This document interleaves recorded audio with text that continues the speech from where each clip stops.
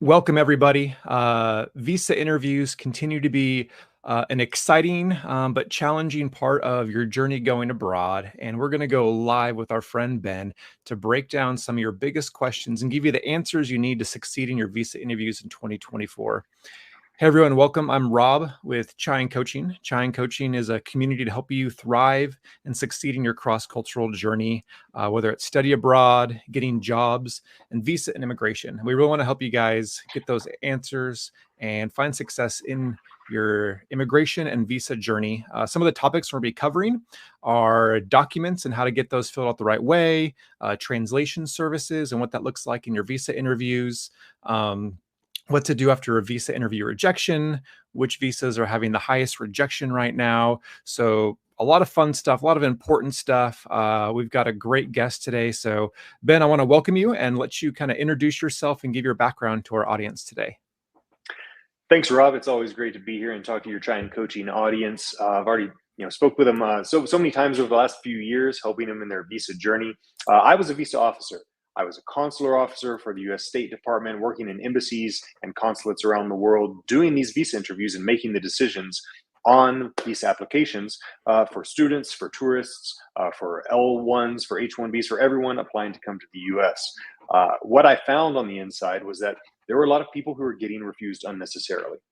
They didn't know what was at stake in the interview. They didn't know how to get across to the visa officer that they were eligible. What were their qualifications? And I knew that I could help people on the outside. So now with Argo Visa, we're a network of over 20 former consular officers who've worked all around the world, doing every single type of visa, who now help visa applicants get ready for and pass their visa interviews. I love it. Yeah. I love the success that you guys have, all the positive reviews. I love every time you guys post that someone got their problem solved. And that's the goal today, is help you guys solve your problems. I know there's a lot of myths and rumors online about visas and visa interviews. A lot of them are wrong. We're going to try and set those things straight for you guys today. So again, welcome. We're going to be talking about the really important factors on visa interviews, especially for 2024, how to crack and get those visa interviews ace. But real quick, for you guys who are tuning in, let us know where you guys watching from. Go ahead and tell in the comments. I'm here in the Dallas, Texas area. Ben, where are you tuning in from? I'm tuning in from Kentucky. That's where I'm from Awesome. originally. Yeah. The Appalachian side?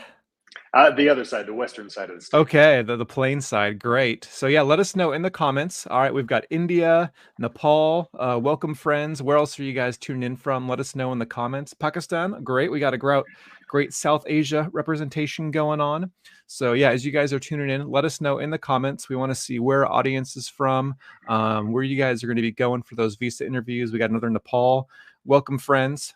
Super excited to see people tuning in from all over the world. So again, as we keep going, throw those locations in. And if you're watching the recording later as well, let us know where you guys are tuning in from. But let's get started. Big question, Ben. What visas right now are having the highest rejection rates? I know there's kind of percentages. They might range from 25 to 35 or, higher or lower. But let us know, what are the top ones that kind of get the biggest rejection rates right now? Yeah. Well, this stays the same year to year. The visas that are getting the higher rejection rates, tourist visas and student visas, usually have the highest rejection rates out of everybody. And it really depends on your country. The rejection rate is different from country to country. Why is Okay. that? Different economic situation, different trends, right? They do what they call validation studies, where they try to check up. They take a sample of all the visas that they issued, and then they analyze, okay, how many of those visas were used well? How many of those visas weren't used well? And then they try to set their standards for how they're going to issue visas according to that. So if Hmm. they do an F1 validation study in Nepal, for instance, and they see, okay, we had a 1% misuse rate, they'll think, okay, that's pretty good. We're gonna keep our standards where they are. But if it's up at 5%, they're thinking, oh wait, we need to be more strict, and then the refusal rate might go up. One visa category that actually gets a lot more refusals now, this rate has gone up, is the F2. That's the family members of someone on an F1. They've gotten Hmm. much stricter on this in the last 5 years. And so spouses and even children who are applying to go with the F1 student who's going to be in America are having a hard time getting their visa issued. I think the numbers that we saw from 2022 and anecdotally from 2023, because they don't release those whole numbers yet, are Mhm. up in the 40% refusal range. Whoa. Wow. So Yeah. that's big. So the first ones you mentioned were the tourist and the student, Mhm. B1, B2, F1. Why are those more commonly rejected, Ben? Well, the B1, B2, that's just because that's the majority of visas. Okay. 70% or more of all the visas that people are applying for are the B1, B2. There's the Hmm. lowest barrier to application. You just have to pay the application fee, and that's it. You don't need any other approvals or permissions. You don't have to do any other legwork to get that visa appointment. You just pay your MRV fee. You show up at the appointment. So there are people who are lesser qualified who are applying for that Mhm. tourist visa, and that results in a higher refusal rate. The F, well, people are really qualified who apply for their F visas, right? They've got their entire academic background, they've got their academic plan in the US, they've applied to universities in the US, they've got their I-20 in hand. So why are they getting refused more? Well, it's the demographic, it's young people. Young Okay. people who aren't making money on their own yet necessarily, who haven't traveled abroad that much, who might not have that many assets themselves. And Hard so to there's show the just home not ties. exactly, there's not Mhm. a big track record that really just makes the issuance easy. Uh, Mm. and so that's why there's going to be more refusals for that than, let's say, an H-1B, where there's a job there with a salary on the line. Gotcha. That makes sense. And then you said that a big shift recently was the F2, now maybe getting even 40%. What's been the pivot in the recent year? Why F2 visas? That one, there's been no policy change, right? Okay. In the regulations, the only thing that you really have to do to qualify for an F2 is have a legit relationship with the F1 visa holder, right? If you're married, you have to have a legit relationship. If you have a kid, that's very easy to prove. But the marriage is the part where they do see some fraud. They see Okay. some marriage fraud where people get married just because, oh, Mhm. somebody's got a visa, they've got an anchor in the US, and someone else might be able to jump on to that student visa and come over as an F2. So they do see some fraud. Mhm. That's why they have the concern. But additionally, they have this other thing that they're doing. When somebody gets an F1 visa and they go over, sometimes the visa officers, in effect, hold the rest of the family, the spouse, back, thinking that's an incentive for that student in the US to come back home. Their regulations tell them explicitly they should not do this. Mhm. That if there's an F2 applicant applying with the F1 and they've got a legit relationship, it should be the regulations, I believe it says it should be very rare that they would ever refuse a spouse when they've issued the primary student. Gotcha. However, in effect, they still have the authority to do it, and so they do. Mhm. And so sometimes you'll get that where someone is in the U.S. studying, but maybe their finances were borderline, they were on a loan, and the visa officer just still is going to do that, where they, in essence, the negative way of saying it is holding the family hostage back home, Mm. so that the whole family isn't in the U.S. and then they don't feel like they just sent the whole family to the U.S. who's not going to be coming home. Got it. Well, that's helpful. So, friends, if you're looking at tourist visa, student visa, or student family spouse visa, be careful. We've got some great videos on those that we've made with Ben that break those down. So you can check those out on the Chine Coaching channel to be more prepared. Um, Another really common question I get is about documents, like the DS 160, and then other, common documents or people. There's these discrepancies. So, what are kind of the biggest mistakes that people can make on documents that can really hurt a visa interview? Okay, let's say number one, you have to be comprehensive and accurate, right? Hmm. If you're putting together your resume for a job application, well, you might have a slightly different resume depending on which job you're applying for, right? This one I want to focus on my programming skills, but this one I want to focus on my management skills. Well, for the U.S. visa application, you need to make sure that you're putting all of your experience, no gaps look like you're evading something. So make sure you're putting everything on there. You're not avoiding any information. Get everything onto that application. The Hmm. second thing is that your application is a very key part of your visa interview. They're Hmm. going to ask you a few questions. A lot of times, if you've had a visa interview, they're not looking at you. They're looking at a computer screen and they're looking at your DS 160 and all the information that you already filled in there. So that is one of the ways that you can affect their thinking, what you put Hmm. in there, right?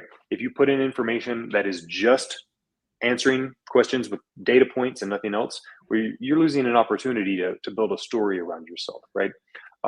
So you want to make sure that your application, your DS-160, is also bringing to life who you are as a student. Now, I will say also, one of the mistakes is people thinking if they've been refused one time that they should just change some answers on their DS-160, that maybe that was the problem. Mm. They just change a few answers. Oh, my sponsor was my mother. Now I'm going to say my sponsor is my father. Now I'll get my visa. Or, oh, I put the name of the international student office manager as my contact in the US. Now I'm going to put the dean of students as my contact.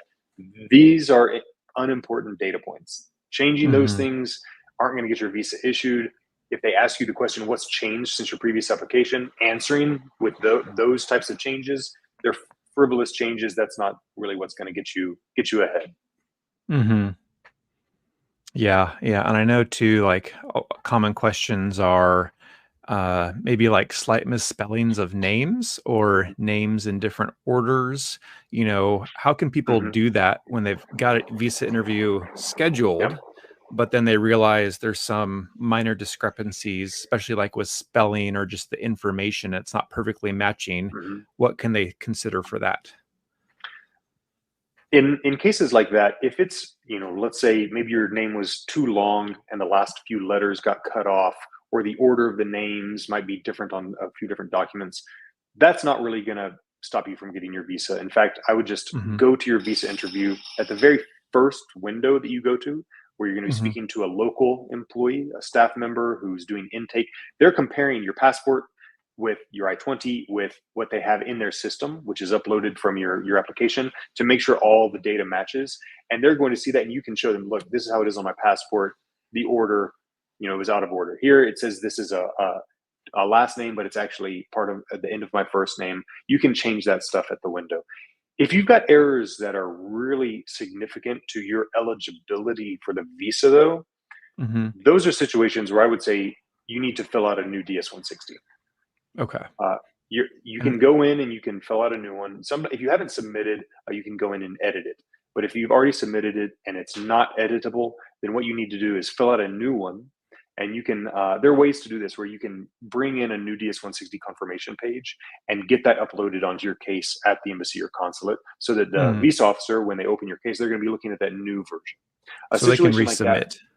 exactly. It could be, Awesome. let's say you applied a year ago, but there was a long wait and you got a new job now. You definitely want your new job to be on your DS-160, so you need to fill out a new one. Hmm. That's great. Okay. So one thing I want to address real quick is at the very end, we'll be doing some live Q&A like this. Earlier, our first question, Ben was talking about visas with the highest rejections, one of them being F2. So Pradeep's asking about F2 preparation tips. Well, me and Ben, we just uploaded a brand new video on the Chine Coaching channel breaking down F2 and spouse visas. So go check that out. Our latest video on the Chine Coaching channel is all about F2, H4 spouse and family visas. Ben's already broken down all the tips. So we're not going to cover it here because we've already uploaded that. So that Pradeep, you can go check that out there. And at the very end, we're excited to cover more questions like this. So be sure to stay tuned to the end of our conversation. And again, if you guys are tuning in, let us know where you're watching from. Would love to see where our audience is tuning in from today. All right, we covered documents. The next big question I get, especially in a lot of the comments on our channel, is what does the visa officer already know? When someone steps up to the counter, I think, again, there's a lot of myths, false beliefs of all the information or what the visa officer has maybe studied about you. So, Ben, let's clear that. And what does a visa officer know the moment they step up to the counter? That's a really good question, Rob, because so many people are worried about this, and there's kind of a myth about, well, the U.S. government must know everything. The U.S. government is not all knowing about everything you've ever done in your entire life, right? Yeah. Uh, when you walk up to the visa window, right? If you're an applicant who's going in for your first student visa interview, they're going to scan your passport. You're going to hand that officer your passport, and they're going to scan it. That officer, in 99% of cases, 99.9% of cases, has never looked at your application, has never seen you as a person, as an applicant, as data. has never considered you at all, right? This is the very first time that they're considering you as a visa applicant. They're Hmm. opening up your DS-160, and then whatever information you've put in your DS-160, that's what they know about you, right? That's what they know about you at the very first, right? Now, if you've applied for a visa before, they know everything about that, right? Hmm. It doesn't matter if it was in the same country, if it was at a different consulate, if it was 15 years ago. They know everything about your previous attempts to get a U.S. visa, successful or unsuccessful, right? Because that's part of their own system. If you've been in the U.S. and you've been pulled over by the police for some reason, uh, and you've got a record with the police in the U.S., they're going to know about that. That's part of the law enforcement database that they're going to be able to review.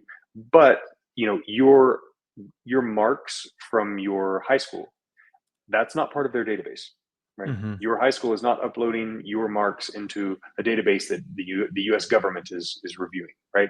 So it really is, for me, it's pretty intuitive, right? They know very official things about you, and they don't know anything else about you personally, about your Mm. education, your work history. These are all things that you have to tell them, because otherwise they don't know, right? Hmm. We, we're our own centers of our own universes, so obviously everything for us is, well, obviously this is the kind of person I am, obviously I'm reliable, obviously I'm not fraudulent. But for them, their default starting point is that everyone might be lying to them, everyone might be fraudulent. They don't know what kind of family you come from, Mm. they don't know what your academic background is. All of this is stuff that you have to tell them and show Hmm. them, or they're not going to know, right? You're starting at Yeah. the lowest level and you got to work your way up. I like that you say in visa interviews, you're guilty until proven innocent. Hmm. Opposite of the law here in America, which is innocent until proven guilty. And so Hmm. they start with suspicion, and your job is to convince them.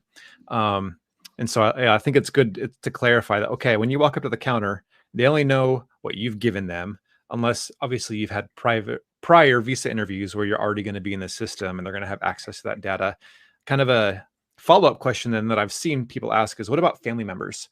If my cousin or aunt had a visa interview that was approved or not approved, will that impact my visa interview? You know, is that connected or not? People are curious about that too. Yeah, that one's a little bit more variable.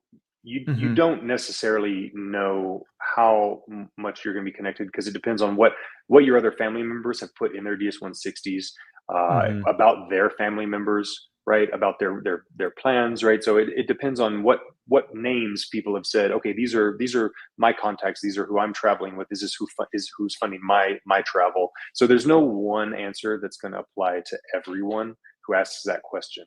Uh, Hmm. so what you should assume, though, is that they can know it if they want to, right? They can know about your cousin's visa application, studies in the U.S., Hmm. overstay in the U.S. If that's what it might be. They can know about all of this if they do want to look into that. So you have to Yeah. be prepared. If it's going to be something that's a hurdle, something that puts up a roadblock to getting your visa, you need to know how you're going to talk about that, right? Not Mm. just deer in the headlights. Yes, my cousin's in the US. No, you need you Hmm. you know that they can get that info. So be ready to talk about it, right? If Yeah. they if it's a family member that did something that isn't great with their visa, well, you need to be able to show that that's not you. You got a different Yeah. plan. Their assumption is family members will behave similarly. You need to be Hmm. able to show them that that's not the case in your situation. That's great. Thanks for clarifying that. Yeah, it's really important to know how to communicate those things clearly. Friends, if you're learning a lot, hit that like button on the video to say thanks to Ben. We've got a couple more great topics to cover before we do Q&A. So if you have friends who are preparing for a visa interview, drop the link, get them on here because we want to answer as many questions as possible. Go ahead and get your friends onto this webinar because we want to help as many people as possible. We've already got some great questions coming in the comments. Okay, the next important question here is, are translation services available? Whether it's for the interviewee, maybe parents are wanting to come to visit a student for a graduation, but their English isn't as strong. How does it work if people can't communicate English with strength? Or Hmm. different visas obviously require different levels of English. Hmm. Um, what is available? Because I get a lot of questions about this too. Okay, yeah. So a lot of the visa officers can speak the local languages. That's part of being a U.S. diplomat. They train you in these languages. They hire you because you have the ability to speak these languages. I worked in China. All the officers had to be able to speak Chinese. I had lived in China for a number of years before that, so I actually had a higher level of conversational ability. Other ones had just been taught for a year by the government training Hmm. school before they went to post. And so some speak it better, some speak it worse, but a lot of them will be able to speak these languages. So if it's the national language, if we're in Delhi and you speak and you want to speak Hindi in the interview, you're going to be able to speak Hindi in the interview, right? Hmm. Um, Now, regional languages, because I know that we have a lot of viewers tuning in from places where there's a lot of different local languages. Maybe somebody wants to speak Punjabi, or somebody wants to speak Gujarati, or somebody wants to speak Tamil in their interview. Well, that's going to be a little bit more uncertain as to Okay. who's going to be available in the consulate, right? If you're in Chennai, you're probably going to have the ability to go in and say, yes, I would just like to speak Tamil, and there's going to be someone who can translate for you. Hmm. But if you're in Mumbai and you want to speak Tamil, well, maybe there won't be somebody there working at the embassy who's able to speak it, right? Uh, Hmm. so what do you do in a situation like that? One is you can write the embassy or the consulate and ask, hey, will someone be able to translate this language for me? I know that they're not that responsive, but you can ask. The second thing is you can bring someone who can translate for you. Now, they might not be allowed in, but when you arrive, you would say, I don't speak English well. I don't speak whatever other language that they're speaking here well. So I brought a family member or a friend or someone that you've hired to translate for you to the embassy. Now, they'll contact the officials on the inside and say they've got a translator here for this language. They might say yes, okay, let them in with their translator, or they might say no, no, no, we can speak that language. We have a colleague that speaks that language. No need for you to bring in your translator. But better to be safe than sorry. But I don't want to just leave it at this, Rob, because Okay. sometimes you need to make the decision about whether you should go with a translator or if you really need to force yourself to speak English anyway. Hmm. If you are a student, you need to speak English in your visa interview. If you're an F1 student, you need to speak English in the interview. Um, if you are studying at university, absolutely. Even if you're going for English language studies in the US, it's best for you to speak English in your interview, because someone who's never studied English and can't speak English at all, it seems like an extreme jump to just start studying English by going to the US and enrolling in a very costly program to do it. So Hmm. in almost all F1 visa situations, speaking English is going to be key. Now, maybe you're a spouse, right, and you don't speak English that well. That's fine. F2, it would be fine not to necessarily be able to speak English in the interview. Hmm. B1, B2 visas, depending on the country, English is not required. In Colombia, for instance, the majority of people getting their B1, B2 visas issued are speaking Spanish in their interviews. Hmm. Right? They might not be able to speak English well. Well, that's because that's a second language in the country that's not super widely spoken. In India, being able to speak English can be a sign of your education level. So not wanting to speak English because you're a little bit shy Hmm. might lead the visa officer to think, okay, well, you have a much lower level of education, and they're not going to be as confident about your economic stability. So even if you're shy, even if you're a little embarrassed, it's still usually going to be the best idea to go in and speak English. Yeah, and this is where practice is important. Do mock interviews. I know Ben and their team at Argo also do mock interviews. So get that practice, build that confidence to help really convince that officer that you're a quality candidate to earn that visa to America. So, Ben, this was great. That clarified a lot. I know I'll know be able to help other people when they ask about this translation question. So, thanks for breaking that one down. All right, our chai question for you guys tuning in right now. Everyone, throw your answers in the comments. But what visa are you preparing for? We've talked about a lot of them. F1 student, B1, B2 for tourist business, spouse visas like H2, or sorry, F2, H4. Another video we have coming soon is the K1 fiance visa. We got people who pursuing the DV, the lottery, diversity lotteries. There's so many. I think I saw M1 in the comments. Yeah, let us know Okay, we've got F1, B1, B2. What other visas are you guys going to be pursuing? Let us know, because this is the kind of content we want to keep making, keep helping you guys make sure that we're covering. So a lot of F1, got a lot of international students. That's exciting. Welcome, everybody. Conference. Okay, that's exciting.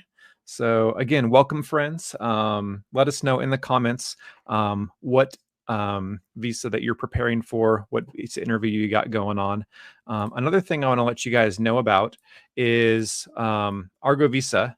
You know, they provide great services like mock interviews, coaching if you've got rejection. So I'm going to drop a link in here if you want to go to their website, check out what they offer. They have a great tool as well. And then we also at Try and Coaching have some great resources, social media, newsletters. I know Argo Visa has awesome social media and newsletters as well. So I'm going to just drop these in real quick. I want you guys to connect, follow us online. I love the content that Ben and his team puts on the social media on Argo. I follow it. I learn a lot. And that's just free stuff to help you guys in your journey. If you're not following them, you're missing out and you're just hurting yourself for your visa interviews. So make sure you subscribe to the newsletters, following on social media, and just fully prepared the best you can be to what you got ahead of you with these different visas. So thanks for sharing those. Couple more great topics we're going to cover before the Q&A in just a couple minutes. So Ben, another big question I get is what to do after a visa rejection. You know, there's the emotions, there's the distraught. What are the next steps? Can they reapply? You know, what do people need to be thinking through when they get that really discouraging visa rejection?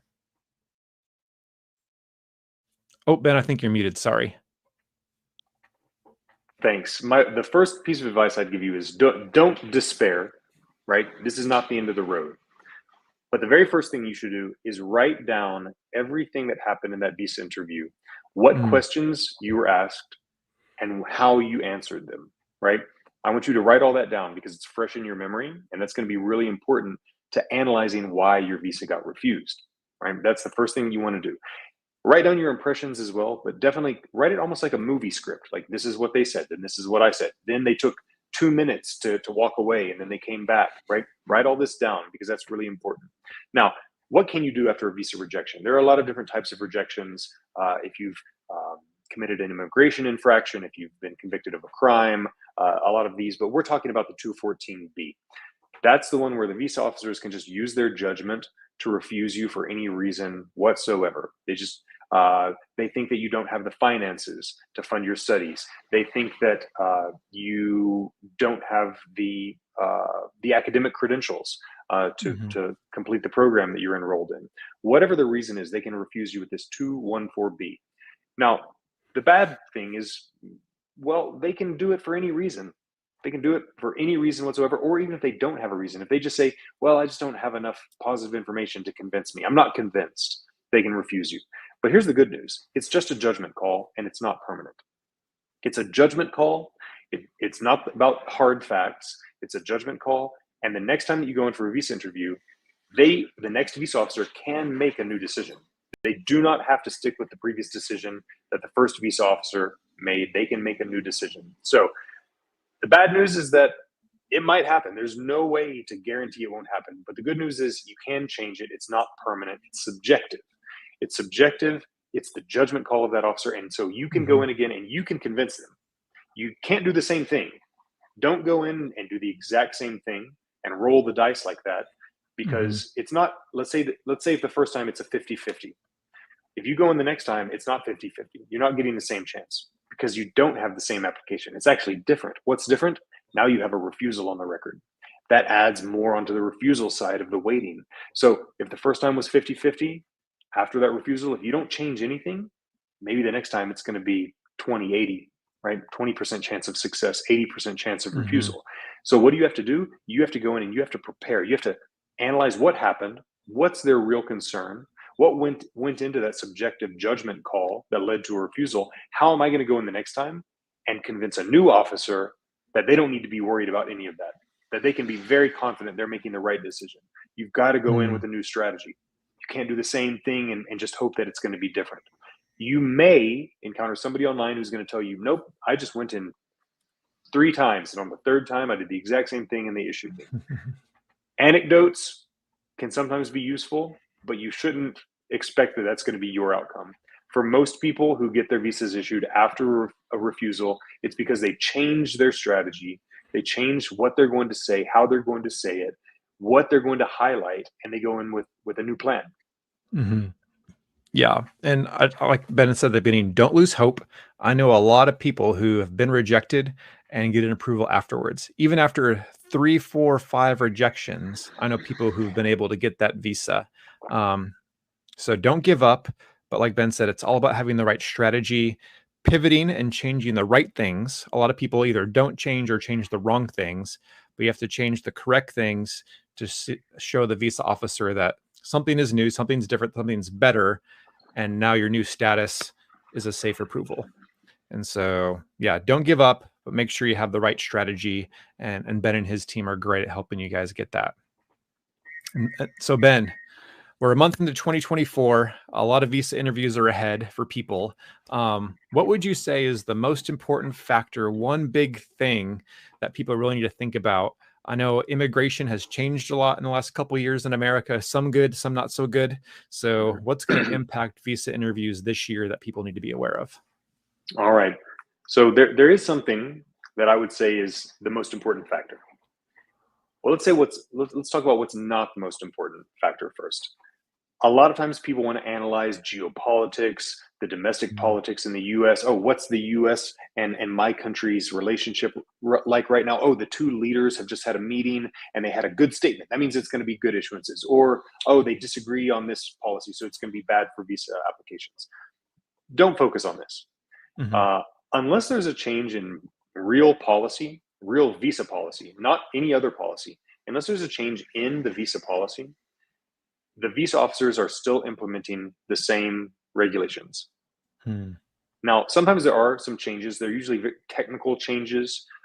There was some change in the language for F1 students saying, "Oh, well, they don't need to be able to show a residence because they're a student. They usually don't have a residence established yet, so you shouldn't take that into consideration so strongly." I don't think that has that big of an impact on their adjudications, though. So, what do you need to focus on? Not those geopolitics, the things that are outside of your control. Focus on your application. And now what's different for 2024 that is different from, let's say, 5 years ago? 5 years ago, you could apply, you could give it a shot. If it didn't turn out right, you could apply a week later and go in for another interview. That's not the situation in mhm, 2024.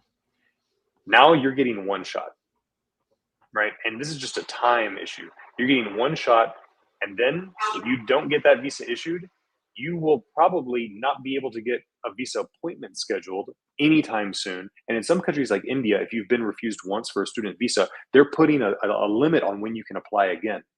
mm, And that's just something they're doing locally in India.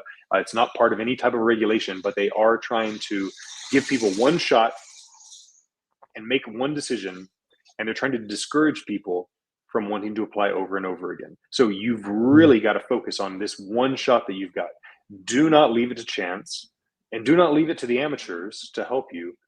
Invest in getting the real advice that you need, the real help, the real preparation, so that that one shot that you've got, you actually maximize your chances of issuance. Yeah, make it count. Make it count. Make Yeah, it you don't count. wanna have to wait and miss whatever opportunity, whether you're going for a new semester, a kid's graduation, a conference. A lot of people are going for a very specific thing, and so if you miss that window, it's heartbreaking, and so you wanna make that one visa interview count. So, yeah, I totally agree. I think that's a great tip, Ben. And so again, as we wrap up here before the live Q&A, what is Argo Visa, Ben, and what do you guys do? How do you help people out? We are a network of over 20 former visa officers that worked all over the world doing visa interviews, making those decisions. I personally did over 60,000 visa interviews. Our team in total has done over 1 million visa interviews during our time on the inside. So we've got the experience. We know what goes into these applications, into these decisions, and we know how to help you pull out the highlights from your application, get them in front of the visa officer, and then defend against the hurdles that could prevent you from getting your visa issued. So you sign up with us. We're going to collect information from you. We're going to analyze your situation, analyze your prior refusals if you have any, meet with you, go through this, create a strategy with you, and then practice that strategy through mock interviews. That's the service that we can offer you, and it really is the most valuable way that you can invest in preparing for your visa interview with the real experts. The people on the outside, maybe they've got experience applying for a visa, who knows, 8 times. They've been to 8 visa interviews. That's not even actually a good sign. It means that they've probably been refused a number of those times, right? But there's Yeah. just no substitute for having the real expertise from behind the visa application window. That's what we can do for you. So I hope that we can give you a lot of good information today that's going to help people who are really confident that they are going to be able to go in and get their visa issued. If you're not confident, you've had a refusal, if you've got a complicated situation, come to us, let us help you. Yeah, and or Argo Visa is a Chine Coaching approved partner. You guys, I mean, I love the feedback, the positive reviews, but right here, this is one of my new favorite features is the Argo Visa Checkup Bot. It's a free tool, kind of taking all the information, data, experience of visa officers. You go in there, you drop in about 12 questions or so of who you are, what you're doing, some of your credentials, and it's going to give you a score. Red, likely to be refused; yellow, 50-50; green, looking good for approval. So you can get a free score, percentage rating on where you're standing, what's your likely response from a visa officer, and then you can assess yourself. Am I good to go, or do I need help? Should I connect with Ben and his team and get some help? So I just want to plug that real quick. A lot of people have gotten benefit from that. I love experimenting with it and just see how it works, different scenarios. It's really fun. So yeah, please go check that out. And if you have any more questions about those things, let us know. We've dropped links for Argo Visa where you can connect, where you can find that. And now the fun awaited time, live Q&A. Couple rules. Just ask your question once in the comments. We'll bring it up on the screen. If you're asking multiple times again and again and again, we're not going to pull those ones up. So ask one time, make sure it's a complete sentence, easy to read. And if you do a super chat, we'll prioritize those and just appreciate your guys' support and help out with those to support Chine Coaching and what we do to help you guys as well. So let's dive in, Ben, and see what we can find. Shoria, thanks for the super chat. Is at Texas A&M, getting fellowship and RA, so research assistant, some on-campus jobs and scholarships. So what specific documents and the funds for F1 visa? This is an Indian applicant, their first visa. India's elections are coming up in May, so they want to make sure they have all the right documents for their F1 visa coming up. I'm guessing they're doing it this spring for the fall semester intake. Okay. Also, the U.S. elections are coming up this year too. But yeah, like I said, I want to dispel that right now. That's not going to be important for your interview. What I know about you right now is that you're a great student, right? You're getting a fellowship and an RA. I know you're a great student. I don't know about the rest of your finances, but I do know that your academics are so strong that the university has decided to fund your studies. So many people that have this in their application neglect to bring it to the forefront and make that the very first thing that you tell the visa officer. In a situation like this, when they say, what's your purpose of travel to the US? You're not just going to say study, because the worst student who's applying for an F1 can also just say study. How are you making yourself stand out?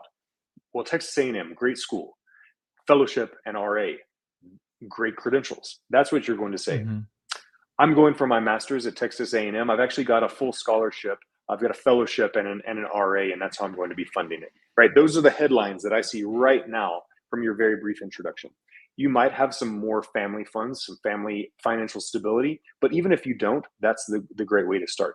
If you do, you could also say, in addition, my family also could have paid for this, but I'm fortunate that I was able to get this scholarship, right?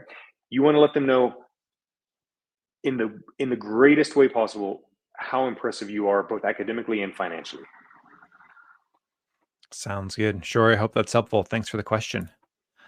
All right. We've seen several questions about conferences here. So let's look at that a little bit.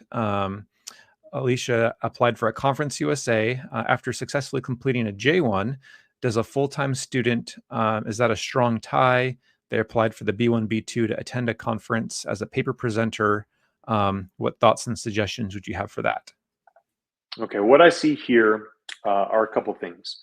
One is that you've successfully completed a J1. That means you had a visa already issued and you were in the US for your program. That's great, right? You already issued, you completed it, you're back home. That's going to show them, okay, past behavior, greatest indicator of future behavior. They should most likely trust what you're going to do. You say, is being a full-time student a strong tie? The ties are comprehensive. If someone's been refused, if you look online about what the decision is based on, you're going to see this thing about ties.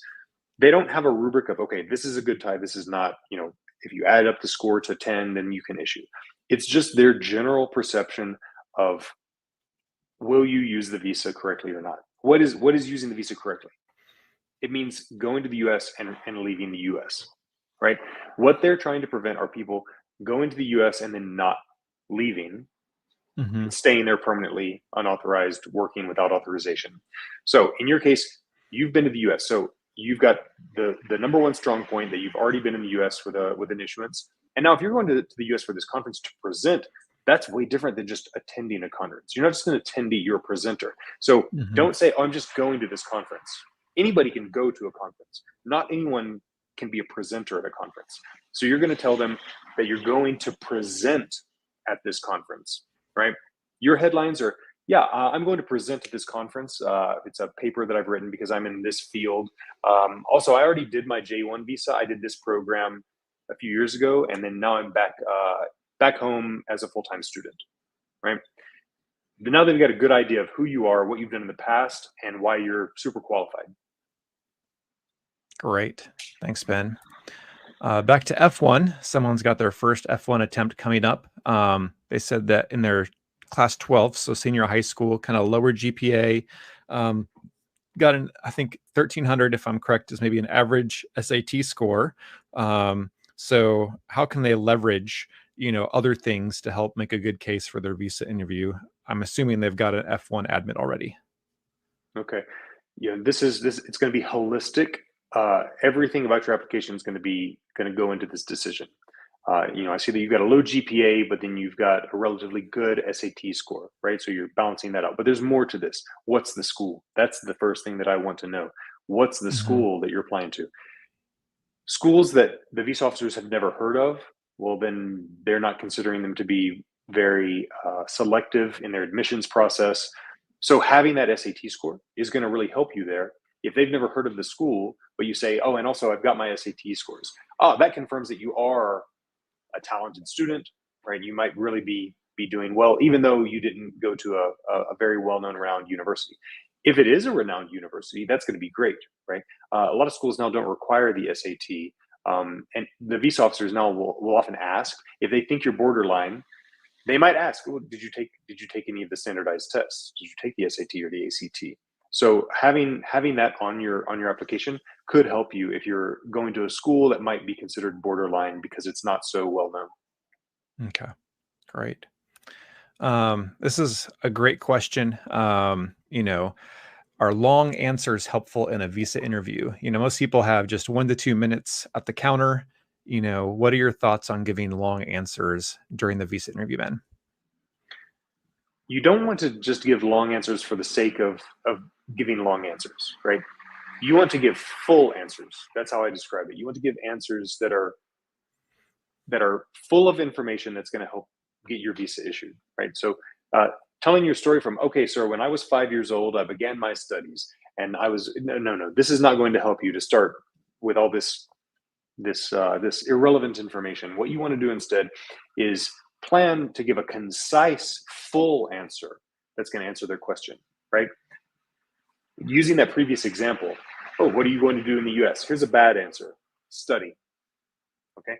Here's a medium answer: I'm going to get my master's degree at Texas A&M. Studying a master's at Texas A&M. That's a medium answer. Well, what's an answer that's not much longer, right? But it's full of information that's really going to help you. I'm studying my master's at Texas A&M, and I've also got a full paid scholarship with an RA. plus a cost of living stipend. Hmm. That's great information, right? You didn't need to go into what the major is. You didn't need to go into, because I want to help develop my country's infrastructure when I come home. That's why I'm studying civil engineering, because the waterworks are in dire need of improvement. No, none of this. None of this. The key information that's going to help them always with students, it's going to be your academics and your finances. Great. All right. Next one here, Kulbushan. Thanks for the super chat. And again, we're going to prioritize these. Does anyone can get dependent visa of a student whose application picked up in the H-1B lottery but hasn't done stamping yet? So someone's approved for the lottery, hasn't done the stamping. Is that going to have any impact on a dependent, for a spouse to or family member to come Mhm. over? I think I see what we're talking about here. A student who's in the U.S. on an F1, uh, they've got their H-1B pending, right? And their spouse is Hmm. applying for the F2, not for the H-4 yet. There's no regulation that says that you can't do this, right? Now, that being said, the visa officers may look at it and say, "Oh, wait, but your spouse is converting to an H-1B and you're applying for an F2. No, you should be applying for an F an H-4 visa." What I would focus on is how your spouse is in legitimate status on their F1 still. If they're on the F1 still studying, or if they're on the F1 in OPT, that's what you should focus on. Not, oh Hmm. yeah, they're going to start their H1B, right? No, no, no. They are still on F1 status doing their OPT, right?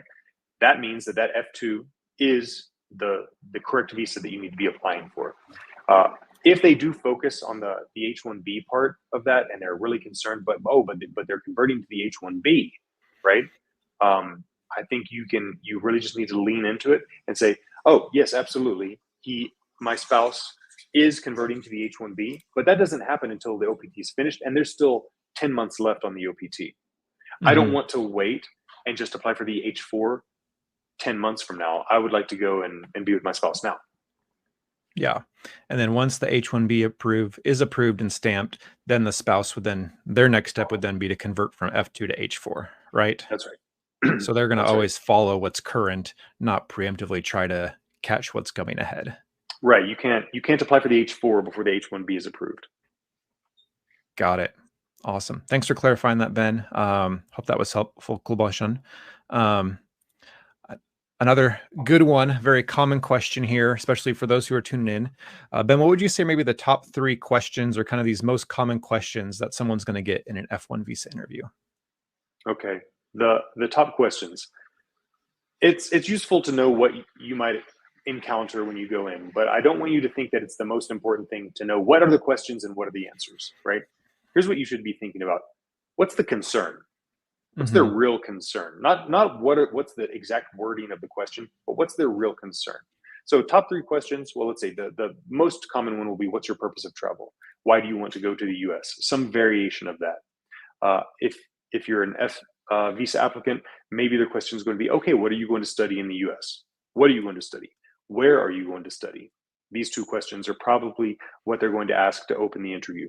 But then the next questions, we don't know what they're going to be, but they will. You can divide the concern into 2 categories. The first one is going to be your academics, right? If they ask you, okay, so what are you studying? Hmm. Your previous degree was something else, and now you've changed majors. Why? You've been working, and now you're going to go back to school and get a different degree in something else. So that's going to be something where it's, okay, why are these academics suitable for you? Why is right now the best time for this decision to go back and study? Focusing on the academics. The second concern is finances. Hmm. Is it a good financial decision to go and study right now? Do you have the funds to study? Are they your personal funds, or is it a loan, or is it a scholarship?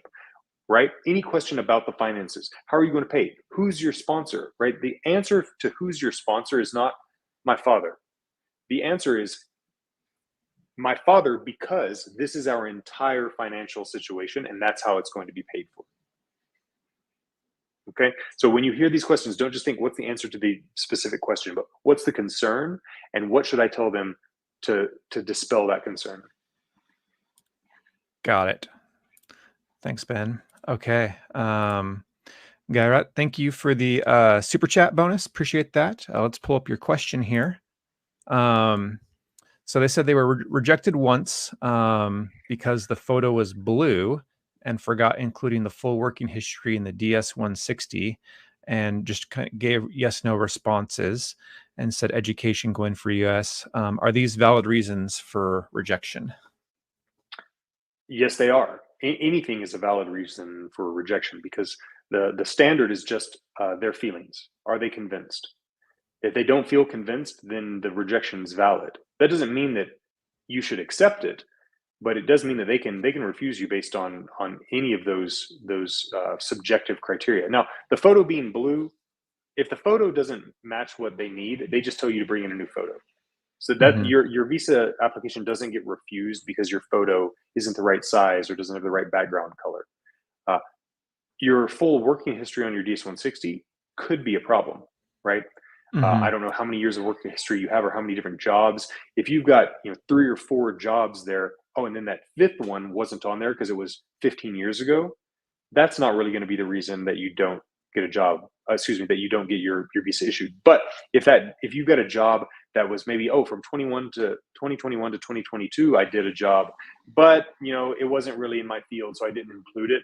That looks like you're hiding something. That you've got this big gap on your resume. So that could have been one of the reasons that they decided to refuse your visa. The short answer is just education going to the U.S. These yes no answers, 100% that didn't help you, right? Mm-hmm. It didn't help you at all because you didn't take the opportunity to use that chance to give your narrative, to give your story, to bring it to life. You didn't take that opportunity, and so there was just nothing added to your application. It was just, what do I read on the screen? The person doesn't tell me anything that helps me, and then a decision gets made. Mm. Great. Thanks for clarifying those, Ben. Next one. Let's pull this one up here. Got kind of a different topic now. Miriam's saying she's asking if she has another chance of getting a visa after being denied twice on different visas. The first was a student visa 1.5 years ago, and then recently applied for the C1D visa for seafarers because attended a job fair. Was accepted to go work on a cruise ship, but got denied the visa. The officer said there were security measures we look into, and she didn't qualify. Got asked 2 questions about how you found the job, and then I think we're kind of getting cut off here on the rest of it. But in general, what are your thoughts on this? I can assume that the second question was, have you worked on a cruise ship before or in this industry before? Uh, Mm-hmm. so yeah, there are a couple things going on here, and this is the way that most people's applications go, right? No one has a simple situation. Everyone's situation is unique, and the uniqueness means that there's complexity to it. So having that first visa denied, that student visa denied, has an impact on that second one, on that Mm-hmm. C1D that you applied for. So that first visa being denied, I'd want to know what was the situation, what was the school that you were applying for, what was the program, what happened in the interview, right? And then what have you done since then? What you don't want them to think is, oh, you're just applying for different visa types to try to see which type of visa you might be able to get, because the ultimate goal is just getting to the U.S. and remaining there. That's their Mm-hmm. ultimate concern. So when you apply for the C1D, most C1Ds are actually issued. It's a high approval rate visa, especially depending on the country that you come from and the industry that you're working in. But what can contribute to a C1D being denied? A previous refusal for a different visa type. You go into that interview already having a negative mark on your record, right? So Mm-hmm. they weren't confident that they had enough information to say, oh well, we refused your F, but now we're going to give you the C1D. Both allow you to get on shore in the U.S. Mm-hmm. So you've really got to take a proactive stance and go in ready to demonstrate why this is super legit, why you're super qualified. Uh, Having worked on a cruise ship is not necessary in order to get a visa before. Was this a cruise ship? Yeah, work on a cruise. So this was for a Mm-hmm. cruise.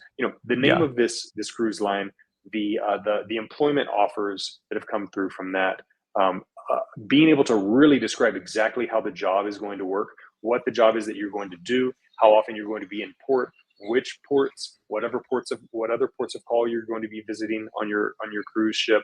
All of this stuff Hmm. that's, oh, this job is legit. That's going to be important. Yeah, and she said the questions were, how did she find about the job, and has she worked with Hmm. them before? So you got that right. Yeah. So awesome. Thanks, Ben. Miriam, hopeful that's helpful, getting some of those things explained. Um, next we got Shadi. How does getting an AP or having clearance received on visa affect a current or future visa application? Okay. Do you know what AP So means? yes, administrative Okay. processing. Okay. That's the 221G. Yeah. Yeah. So let's talk about what that is so that it's useful for everyone here. AP, Hmm. administrative processing.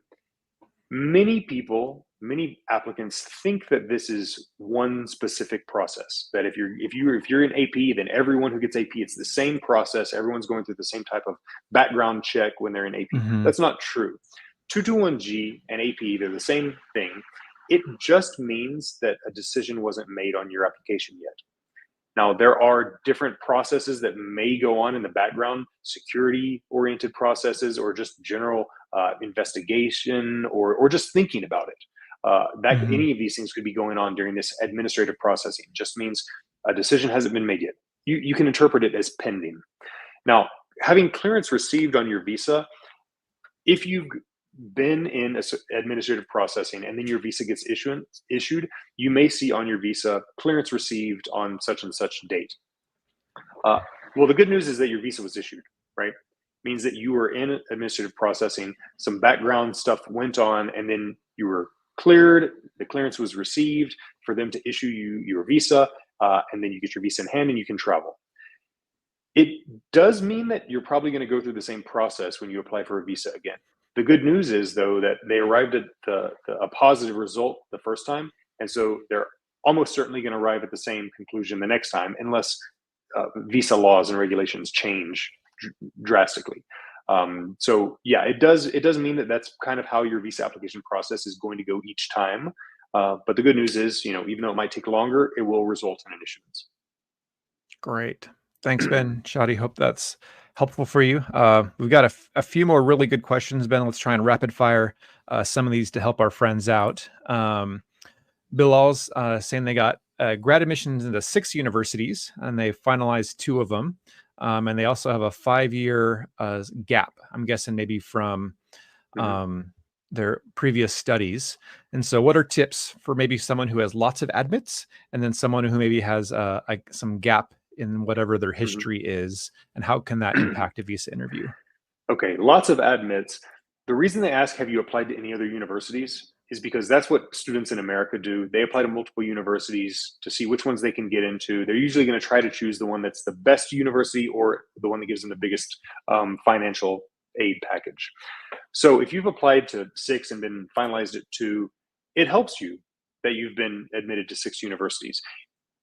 If you're going to, if CSU Fort Collins is the best one that you were admitted to, well, then saying, yes, I applied to 6, I was accepted to 6 universities and I decided to go to CSU because it was the best Hmm. one for the program that I want to study in, then that's the way you're going to describe it. Sometimes, though, some students will be admitted into a better program or more a ranked higher program, but they choose one that gives them more scholarship or more graduate assistantship money. And so you'd want to say, well, I chose this university, but actually I was also admitted to this one, but I got a better scholarship package. And that's why I chose this university, right? You're just making yourself even more impressive by showing these other credentials, these other acceptances, these other Hmm. offers. Now, the 5 years gap, very important here. This makes you a non-traditional student. Anytime where you break that chain of high school to college to master's to PhD, anytime there's a break, you become a non-traditional student. Hmm. Then the question is, why is this a good idea, right? If you got a master's in computer science and you want to get a PhD in computer science, the visa officer isn't thinking, well, why would he want to do that? Well, it just seems not. It's just the natural progression. It's like, why would you want to get a promotion at work? It's natural progression. Any changes though, where you're going from one major to another major, where you went from studying to work and now you're going back to studying 5 years later, why is this a good decision? Why interrupt your career? What's this going to do for you? Right? So you're pitching this almost, let's say that you're going to convince your parents. Your parents think, well, you've already got a good job. Why do you want to go back and study, right? And you need to convince them why it's a good idea. That's what the visa officer needs to know as well. Why is this a good idea for you to be going Hmm. back to school? Are things going well, or is this just some kind of like last ditch effort because things aren't well? You're just trying to get the visa to the U.S. Or is it no?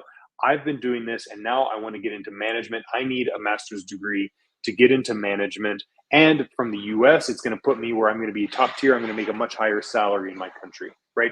Why is it a good idea? That's why you. That's what you really need to explain if you have a gap like that. Great. Uh, Johan's saying his interview was December 19th, but they couldn't attend it. If they're giving their interview coming up this spring for a fall intake, would not attending a previous interview impact an upcoming visa interview? No, it will not have an impact. There's a simple Great. answer for that one. Glad to hear. Okay.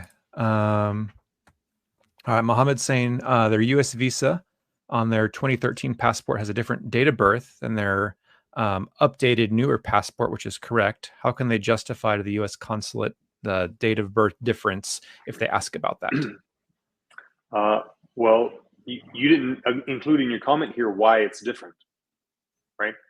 That's the important part, right? That you're telling us that they asked you why it's different, but you didn't tell us why it's different, right? Well, we need to know why it's different before we can tell you how you would explain that. Usually, it would just be explaining why it's different, right? Oh, this document was incorrect. Oh, they put the wrong date of birth on my birth certificate, and then we corrected it. Whatever that is. It's not great Mhm. to have this difference in date of birth on different official documents. So it does Yeah. have to be changed. Yeah. So looks like, they've been to America before on this old passport, Mhm. and now they've got a current one. And so I think having been to America before helps, Yeah. but then there's going to be that question, why is it different? Yeah, you're gonna have to explain why it's different. That's that's the main thing. I know in both these comments we haven't gotten that explanation. But that's what you're gonna have to do. You're going to have to explain it to them in a concise way that makes Mhm. them realize that this is just a normal administrative thing, that there was no intent. Their concern is that there was an intent to defraud them, that you were Mhm. using a false date of birth to hide some information, to hide Mm, your true identity. And if you're able to provide that, no, this was just all very legal and administrative and routine, then they're going to have no concerns. great. Thanks for explaining that. Ben, I know we've crossed the hour. Do you have time for a couple more good Sure, questions? let's do a couple more. Okay. Here's a good one. Is it advisable to attend their visa interview with family at the same time? What are your thoughts and suggestions with family coming or people coming along to that? Yeah. If you want to travel together, in the majority of situations, you should apply together. All right. Now, I want to tell the people that are thinking, well, do I have a better chance of getting issued if I go by myself or with my family? You really should base it on what your real plan is. Because some people think, oh, well, if I go with my spouse, they're not going to issue our visa. So I'm going to go first and get my visa and then send my spouse later. People get into problems doing this because it looks like you're trying to get around something, that you're hiding something, Hmm. right? So if you go in on your application in February and you say, "Yep, I'm traveling by myself. I'm going to study by myself in the U.S. No one else is going with me. My spouse is staying at home." And then a month later, your spouse comes in and says, "I'm going to the U.S. with my spouse. They have a visa." Well, it looks like lies, right, from their point of view. So you don't want to do that. Whatever the real plan is, that's how you should apply. Great. All right. Rahul, thanks for the super chat. Let's bring up your question here. They're interning on OPT and employers filing the H-1B. Can they set the October start date in the H-1B application? Um, the current role, the internship is going to end, and then joining a new role later on, same employer, and they've got a gap of 3 to 4 months from July to September in kind of that transition phase from intern, I think maybe to new role. So, what are your thoughts on that with filing and the visa status? That's a question for the attorneys that are helping you file this H-1B. Usually, after your OPT, you've got a 60-day grace period. And so this, 3 to 4 months is going to be longer than that 60-day grace period. But if you've already been approved for the H-1B, and you already have work authorization, there's going to be an actual legal advice that a lawyer is going to be able to tell you about whether this is going to be eligible or not. Sorry, there's a loud truck just passing by. So I would That's ask okay. your lawyer that's helping your employer file this H-1B, and figure out if this is actually going to be allowed. If it's not, well, just put luckily you're in the U.S. already. You can put an earlier start date there. Or if that's not going to work, then you'd be able to depart. Getting the H-1B approved, that's really the key. So focus on that first, and then the gap later. Okay. This is a good one that a lot of people ask about. Someone's been refused a couple times now, and this is in Togolese embassy. Should someone apply again or go in a different country after a rejection? Yeah, I was expecting that in Togo there might be a maximum of 2 consular officers doing interviews there. In small posts like that, first of all, the visa officers are not going to change each other's decisions as much. If you're in a big post, like if you're in Delhi, then there's 15, 20 officers doing visa interviews there. If somebody comes in who's refused by officer A and now they're being interviewed by officer G, then this officer is going to feel like, well, yeah, of course we do this all the time. It's a big office. They're not going to have any compunction against issuing that visa over someone else's refusal. In a place where there's 2 officers, I'm sitting next to Susan, and Susan sees, yeah, I refused this guy, and now I'm just going to issue him without any real hard change in evidence, like, oh, hey, Susan, that guy, but it turns out this. If you got something where it's like, oh, it turns out, this, he had a graduate assistantship, he had a scholarship, and you'd refused him. If it's not like that, if it's, yeah, well, you had one opinion, I've got a different opinion, they're usually not going to overturn that. I wouldn't go to another country either. If you've been refused twice in your country, going to another country is not going to help you because you're a third country national. They're not as familiar with people from Togo in whatever country that you would go to. If you went to Benin or Nigeria, Benin or Nigeria, they're not going to feel like they have the expertise in Togo to overturn that decision. Your only chance right now is going back to the Togo embassy. You're going to go back to one of those 2 officers. If it's the officer that interviewed you the first time, that's actually your greatest chance of getting issued because they might overturn their own decision, right? So you're going to have a tough time no matter what, but Togo is your best option and your only option. Okay. Someone is doing a credit transfer, I'm guessing for university, and has 50% scholarship. So is there any questions that might come up in a visa F1 interview about credit transfer, and should they prepare differently for that? All right. Well, the 50% scholarship is great, right? It's not just funding, it's funding based on your academic excellence. You should 100% make that your headline when you go into that visa interview. Now, you're transferring, you're bringing your credits with you. That's great. If they're allowing the credit transfer, that's something that a real student who's legitimately looking at their academic career is going to be concerned about. Sometimes students come in and they say, well, I'm transferring, but no credits apply. I'm restarting from scratch. I got 7 semesters in, then I quit, and now I'm starting from scratch. That doesn't sound like a real thought out decision. But the credits transferring, that's actually good. That shows that, okay, this is a plan that's been considered. You're making the most of it. You're carrying on with your studies. You're bringing your credits with you. That's great. So if they ask about that, explain it. Yeah, I'm taking 30 credit hours with me. They were transferable, so I'm not starting at the very beginning. That's great. Okay, awesome. We got a follow-up to a previous super chat, so thanks, Garat. So a quick refresher, Ben. This was the first question again. The pictures and the DS-160, the short answers, they asked about the valid reasons for the rejection. So that's what they asked before. And so the follow-up is, so what strategy would you suggest, for someone in that kind of situation? you need to go in and be proactive and not give those one word answers that you gave the last time, right? You got to go in with a different strategy. Now, I don't know what your finances are or what your academics are, so I can't tell you what you should be focusing on and how you should be answering those questions. But you can't just answer with yes no information, because we know those yes no answers, just reiterating the data that you've already put in the DS-160, isn't getting you over that threshold to get your visa issued. So you're going to have to add more. You're going to have to add more confidence to the visa officer so that they're ready to issue the visa. So if it's strong finances, then you need to focus on talking about how you're going to be able to fund it, because your family has super strong finances. You're very fortunate. Your family has this amount of resources to draw on. If it's the academics, right? Yes, I got into this school. I applied to other schools too. This was the best one that I got into.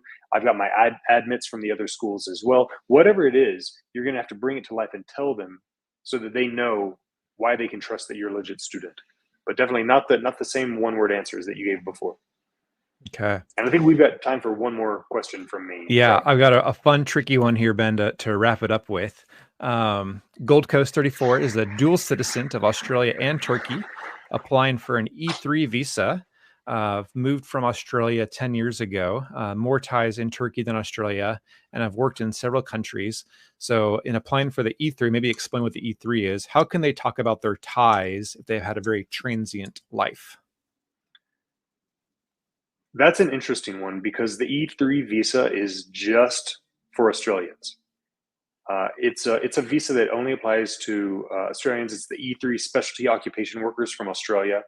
So Okay. if you're working, if you're working in a specific profession, then you're able to come to the U.S. on an E3 visa. The eligibility criteria are that you have to be an Australian citizen. You've got a job offer in the U.S. You've got the credentials for that job, and the job fits one of the specialty occupations, which usually are professions, accountant or architect, or any number of things. There's a long list of them that you can look up. So having ties to Australia is not actually one of the requirements. It's just that you are a citizen of Australia. So it sounds like you're an Australian citizen who's been living in Turkey. That shouldn't be an issue. Here's what I would tell you though: don't apply for this in Turkey unless you don't. If it's possible to apply for it in Australia, apply for it in Australia, because Hmm.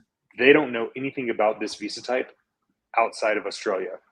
In It'll Turkey, confuse them. especially, yeah, in Turkey they especially don't know about this. So worst case, or best case scenario, they would still issue it. Worst case scenario, they don't know what to do with it, and they put you in pending, and they just have no idea what's going on. How is this Turkish person also Australian? What are they doing? If you go to Australia, they're going to know exactly what the situation is, and it should be very quick for you. Awesome. Friends, thank you so much for all the awesome questions that you guys gave. Ben, thank you for your time. And yeah, I learned a ton. Ben, yeah, I'm going to put the link one more time. You guys connect with Ben and Argo Visa. They're a great resource. If you want coaching, check out that Visa checkup tool for free. And if you need that confidence, that new strategy, check out Argo Visa. And Ben, thanks for hanging out and giving all your insight and experience to help our community today. Thanks, Rob. It's always a pleasure to be here, and I wish everybody the best of luck in your visa journey. Yeah, happy February, happy Monday, and have a great week. And we'll see you guys next time. Cheer, everyone.